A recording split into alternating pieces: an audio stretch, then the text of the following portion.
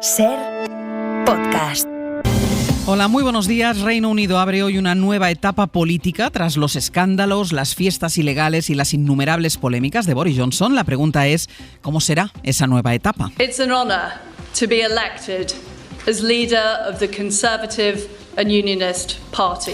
La conservadora Liz Truss va a tomar posesión esta tarde como primera ministra. Es la tercera mujer que llega al número 10 de Downing Street y lo hace con un gran reto por delante. I will deliver a bold plan to cut taxes and grow our economy. Con la misión de gestionar la crisis energética, de hacer frente a la inflación, a las huelgas de los transportistas y de evitar que el país entre en recesión. José Luis Astreola. Hola, buenos días. Sin el apoyo de los británicos en las urnas, bueno, hay que decir que ni en las urnas ni tampoco en las encuestas, Truss se presenta ante la opinión pública como la nueva dama de hierro, la nueva Margaret Thatcher. Enseguida conectamos con nuestra corresponsal en Londres para conocer mejor el perfil de la nueva líder del Reino Unido. La otra noticia de la crónica internacional está hoy en Rusia, que ha decidido cortar definitivamente todo el suministro de gas a Europa hasta que se suspendan las sanciones. Y en paralelo crece la preocupación internacional por lo que está sucediendo en Zaporilla, en Ucrania. La central nuclear ya no está funcionando. Se ha desconectado el último reactor de la planta que generaba electricidad. Vamos pues en directo a Zaporilla y está el enviado especial de la SER, Nicolás Castellano. Nico, buenos días. Hola, ¿qué tal? Buenos días, Ángels. A esta hora, ¿cuál es la situación en esa localidad donde está la central nuclear?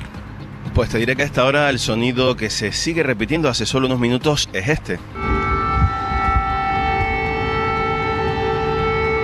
Desde que llegaron las noticias del corte del suministro del último de los 6 reactores de Zaporilla, se han repetido las sirenas antiaéreas. Lo empezaron a hacer a medianoche, han vuelto a repetirse hace solo unos minutos. La empresa estatal ucraniana encargada de las instalaciones nucleares informaba del corte de ese 6º reactor que queda sin aportar suministro, por tanto, al tendido eléctrico, según las autoridades ucranianas. Esa planta nuclear situada concretamente en Enerhodar, al otro lado del río, con cuyo alcalde hemos hablado en la SER.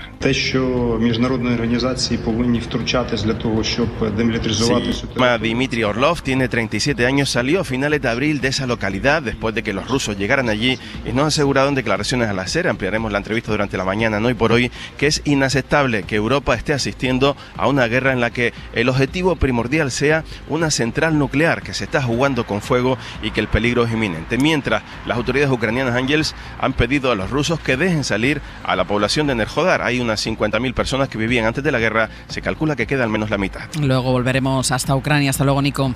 Hasta luego. En España, la cita política del día va a ser el cara a cara entre Pedro Sánchez y Alberto Núñez Feijóo en el Senado. El sueño que tiene este gobierno es hacer que nuestro país, por primera vez en su historia, si no descarrilamos esta política energética, podamos convertir a España en una potencia exportadora de energía verde y, por tanto, que no tengamos que comprar petróleo ni gas a ninguna otra economía. Nos aguardan tiempos difíciles que requieren, en primer lugar, ejemplaridad en la política. No es razonable obligar a pagar escaparates cuando se mantienen encendidos ministerios superfluos. El ahorro energético será precisamente el principal asunto de discusión entre el presidente del gobierno y el líder de la oposición. El pleno empieza a las 4 de la tarde. El Partido Popular está ya trabajando en una nueva batería de propuestas que, según Feijóo, van a enviar al Ejecutivo en los próximos días. Y completamos la portada con una noticia de la madrugada, una nueva agresión machista en España. En Úbeda, en Jaén, un hombre apuñaló anoche a su expareja, luego se llevó al hijo que tenían en común. La Guardia Civil ha detenido ya al agresor y la víctima está ingresada en estado grave.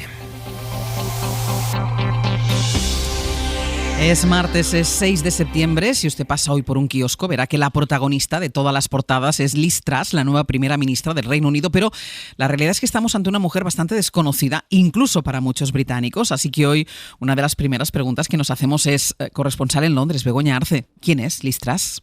Liz Truss se definió ayer como una auténtica conservadora, pero no siempre ha sido así. A decir verdad, su carrera está salpicada de cambiazos políticos. No es ni muy conocida ni muy popular entre los británicos, a pesar de haber estado en los sucesivos gobiernos conservadores desde hace una década.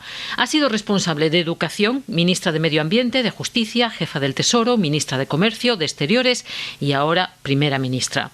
Hija de un profesor y una enfermera, se crió en un hogar de izquierdas donde se votaba laborista. Ella militó en el Partido Liberal siendo estudiante en la Universidad de Oxford y entonces pidió la abolición de la monarquía. Todo el mundo en Gran Bretaña debe tener la posibilidad de ser alguien, pero solo una familia puede estar en la jefatura del Estado. Después se lo pensó mejor y entró en el Partido Conservador. Una modernizadora con David Cameron, una defensora de Europa, hizo campaña por la permanencia y advirtió de los peligros del Brexit. We will see lower wages in Britain. Vamos a ver salarios más bajos en Gran Bretaña, el consumo va a caer y la gente va a ser pobre permanentemente, decía en el 2016. Después, con Theresa May y sobre todo con Boris Johnson, otra conversión. Hoy es la abanderada del Brexit duro. Su modelo es Margaret Thatcher, a la que copia el look y algo más. Sus propuestas neoliberales recuerdan las de Ronald Reagan. Menos impuestos, menos Estado, pero la crisis manda. Las circunstancias van a forzarla a una intervención masiva, multimillonaria, urgente del Gobierno en el mercado energético para ayudar a los hogares y las empresas.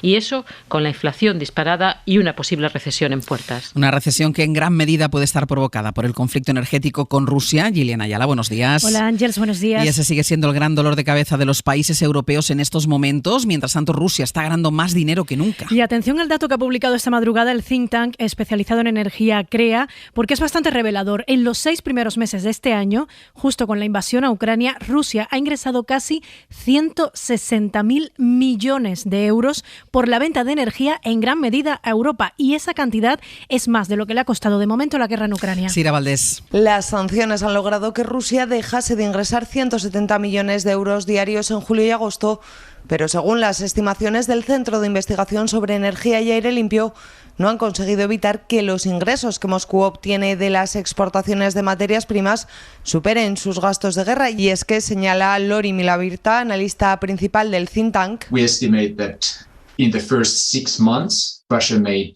158 billion euros out of exporting fossil fuels. En los 6 primeros meses de guerra, Rusia ha ingresado 158.000 millones de euros por la venta de materias como el gas, el petróleo o el carbón, frente a los 100.000 millones que se estima ha gastado en la invasión de Ucrania.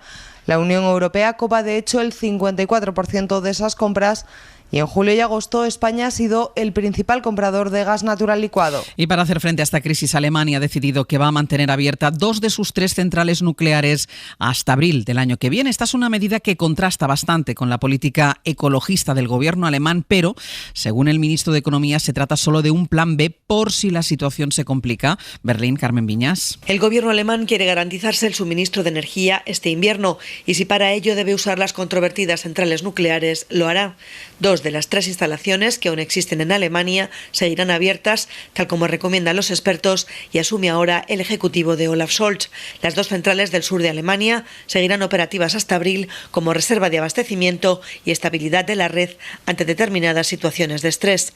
En cambio, la tercera central nuclear, situada al norte del país, se desconectará a finales de año, tal como estaba previsto. El ministro de Economía, Robert Habeck, ha insistido en rueda de prensa que se trata de una medida extraordinaria y que el objetivo último es prescindir de la energía nuclear. Seríamos ingenuos si asumiéramos siempre el mejor de los casos. Por eso es necesario procurarnos alternativas sólidas, afirma el también vicecanciller de los Verdes. La segunda prueba de resistencia, según los expertos, concluye que Alemania tiene una muy alta seguridad de suministro en su sistema eléctrico, aunque no descarta que puedan surgir problemas puntuales. Francia ha vuelto a dar un carpetazo al proyecto del gasoducto MidCat que conectaría a España con el resto de la Unión Europea para enviar energía. El presidente de la República Francesa, Emmanuel Macron, no lo ve nada claro. Je ne comprends pas le problème à court terme qu'on essaie de résoudre. Para Francia, esta no es una solución que resuelva los problemas a corto plazo y no tiene sentido crear, dice Macron, una tercera vía de conexión con España cuando ya existen otras. Cambiamos de asunto porque hoy también es noticia el malestar del presidente del Consejo General del Poder Judicial, de Carlos Lesmes, por la actitud de los vocales conservadores. Que básicamente están intentando bloquear el nombramiento de 2 magistrados del Tribunal Constitucional y el tiempo se agota porque según la reforma que propuso el Partido Socialista y que ya se aprobó en verano, tienen hasta la semana que viene para dar los nombres de esos 2 magistrados. Amplía Pedro Jiménez. Mensaje contundente de Carlos Lesmes en la semana clave para que el Poder Judicial elija sus 2 magistrados al Constitucional. Mensaje frente a la pinza de vocales conservadores y jueces del Supremo que declinan el puesto. Es una ley que restablece la competencia del Consejo. Una competencia que está en la propia Constitución, no nos olvidemos. Es decir, es la propia Constitución la que establece que el Consejo General del Poder Judicial nombrará a 2 magistrados del Supremo. Y yo, por supuesto, me opongo a que esta institución Constitución se declare en rebeldía. Lesmes ha garantizado que el órgano de gobierno de los jueces cumplirá, designará a sus candidatos, aunque ha dejado en el aire que el acuerdo llegue en la reunión extraordinaria de este próximo jueves. Unas palabras que comparten vocales progresistas y conservadores consultados por la SER, que incluso no descartan que el acuerdo se produzca después de la fecha límite del 13 de septiembre. Y sumamos que en la agenda del día está la reunión del Consejo de Ministros y allí el Ejecutivo tiene previsto aprobar por decreto que las empleadas del hogar también tengan derecho a paro. Vive una experiencia inolvidable. El Rey León, el musical de Disney, cumple 12 temporadas de éxito.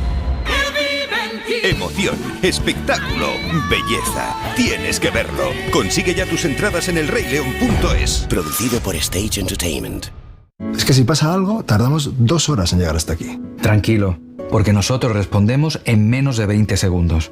¿Ves? Con las cámaras y sensores ya está todo protegido. Así, si alguien intenta entrar a robar o a ocupar tu casa, nos enteramos antes y facilitamos las imágenes a la policía para que puedan actuar cuanto antes. Este verano protege tu hogar frente a robos y ocupaciones con la alarma de Securitas Direct. Llama ahora al 900-113-113. Soy Aida de Carglass. Si tu parabrisas tiene un impacto, repararlo es súper fácil. Solo necesitas tu móvil, tablet u ordenador y entrar directamente en carglass.es. Pides cita y nosotros lo reparamos, donde y cuando quieras. Carglass cambia, Carglass repara.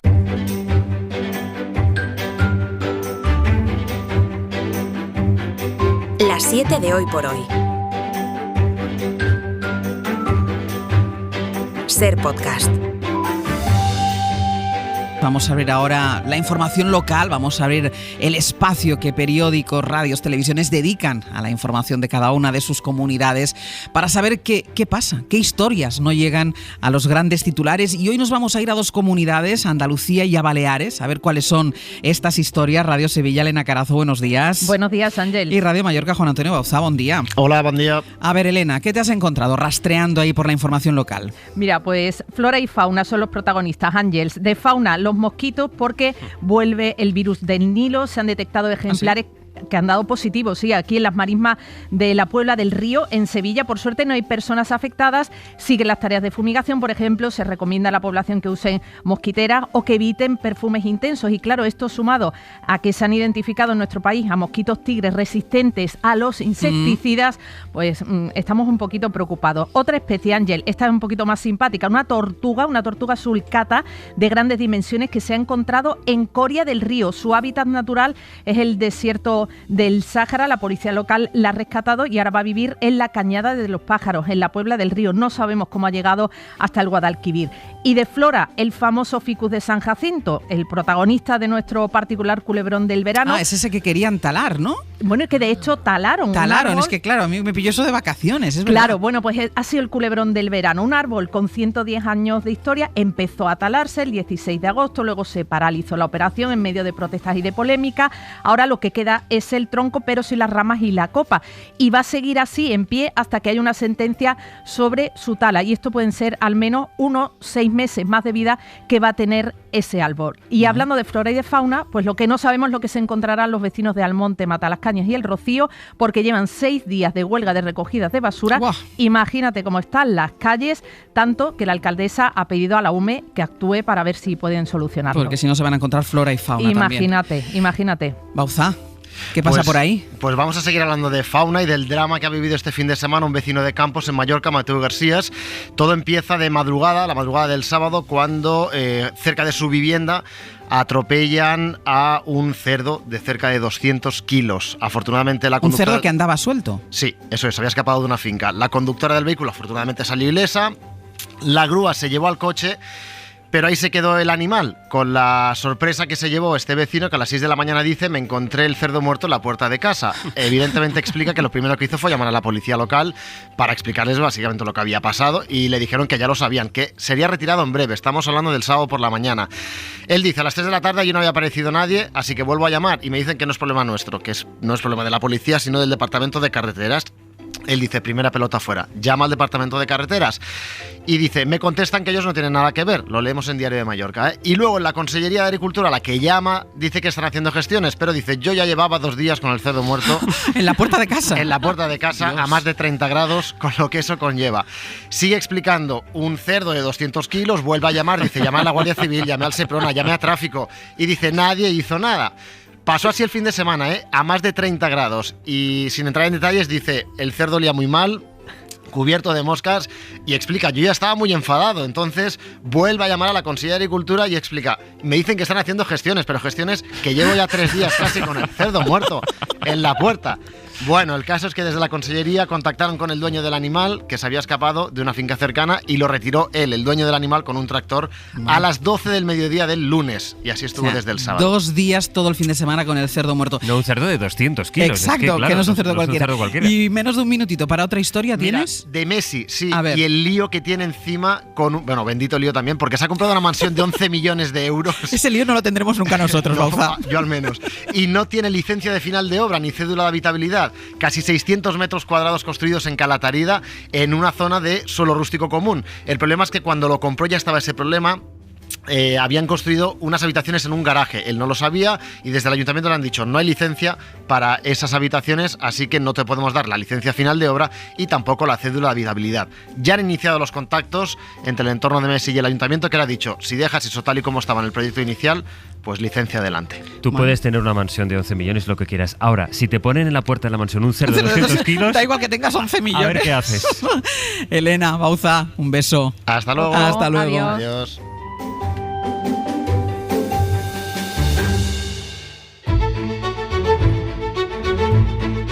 Hoy por hoy, en Ser Podcast. Hasta ahora todos los días una recomendación cultural para afrontar el día, para que se les haga más agradable. Y la recomendación de hoy tiene que ver con el cine francés y el consentimiento sexual. Pepa Blanes. La recomendación de hoy es una película francesa, El acusado, del director Yvan Attal, la pareja de Charlotte Gainsbourg, que es la protagonista de este film. ¿Sabes de qué se te acusa? Dicen que he violado a una chica. ¿Reconoce los hechos de los que se le acusa? No. Fue consentido. El acusado es una película que consigue ser un ejemplo visual de una de las leyes más farragosas de entender de los últimos tiempos, la ley del solo sí es sí. Yo no he hecho nada. ¿Le seguiste de forma voluntaria? Me dijo que tenía un cuchillo. ¿Te amenazó con el cuchillo? Es solo una pregunta, señorita. Cuenta la historia de un matrimonio poderoso en la Francia pija. El marido es un periodista televisivo a punto de recibir la Legión de Honor. La mujer, una feminista de pro. Su hijo, un niño bien, cuyo futuro se tuerce cuando es acusado de violación por una menor, la hija del novio de la madre. Podría acabar en la cárcel. Nuestro hijo seguro que está loca. ¿Y si la violó de verdad? ¿Te das cuenta de lo que estás diciendo? La película nos gusta porque, como ven, tiene una parte de culebrón familiar. Y, por supuesto, porque el juicio se centra en explicar el consentimiento sexual, sin términos legales y sin disputas políticas, sino asistiendo a lo que vive una víctima, su familia, lo que entiende la sociedad y lo que piensa el agresor.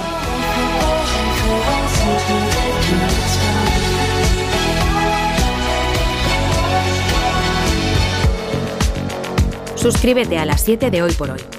Todos los episodios y contenidos adicionales en la app de Cadena Ser y en nuestros canales de Apple Podcast, Spotify, iVoox, Google Podcast y YouTube.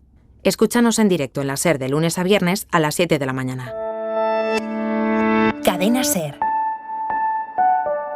La radio.